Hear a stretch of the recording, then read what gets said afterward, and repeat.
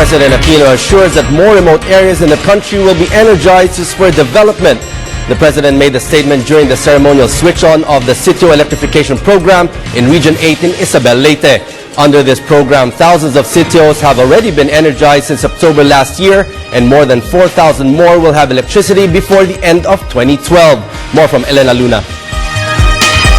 Following the support of Leyteños in the last election, President Aquino returns to the province for the ceremonial switch-on of the Household Electrification Program for Region 8.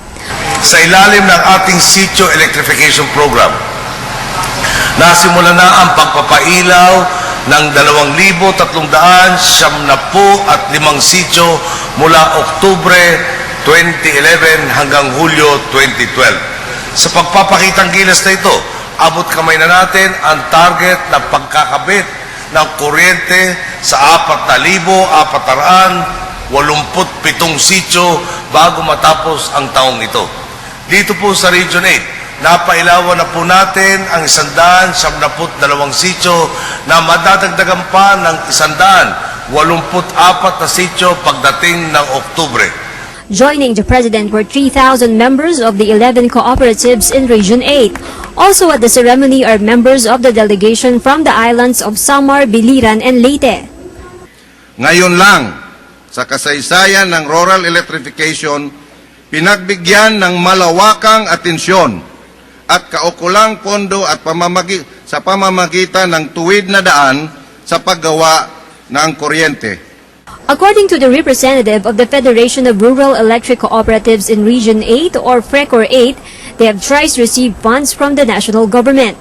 The total amount is 162.8 million pesos, which gave way for the electrification of 376 sitios or more than 6,200 households. 5,334 o 72% ng mga sityo ay napailawan na. Mayroon pa tayong 2,038 na naiwan na sityo at papailawan pa. The Sitio Electrification Program is part of the administration's 16-point agenda. Through the program, there is job generation and improvement in the lives of those in the rural areas. The President also mentioned other sectors being tapped by the government to boost economy in Region 8. The coconut industry is in the list, Leyte being the top producer of the coconut in Eastern Visayas. Mula Enero hanggang Hunyo ng taong ito, nasa 10 milyong litro na po ang nailuwas nating coconut water. Mas mataas ng 101% sa kaparehong panahon noong 2011. Kaya naman, kumpiyansa tayong lalago pa ito sa susunod na mga buwan.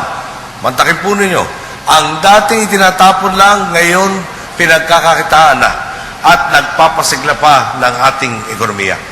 Ganito rin ang magiging tutok natin sa industriya ng palay, abaka, tubo at pangingisda sa inyong lugar, na talaga lamang nag-ahatid ng pagkakataon at nagpapaginhawa sa pamumuhay ng mga taga-Leyte.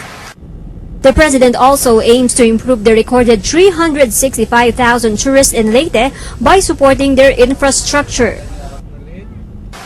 At sinisiguro po nating mas magiging maliwalas pa ang pagbisita at paglalakbay sa inyong probinsya. Sa taong 2011 hanggang sa 2012, naglaan tayo ng kabuuang 2.6 billion pesos para sa pagpapaunlad ng infrastruktura sa inyong probinsya. Nakapila na ang mga proyekto nating bagong kalsada at tulay na sisiguro sa mabilis na daloy ng serbisyo at komersyo sa Leyte. The President said there are also plans to improve Tacloban and Maasin Airport. The government hopes to start the project by December. For the People's Television, Elena Luna, Isabel, Leyte.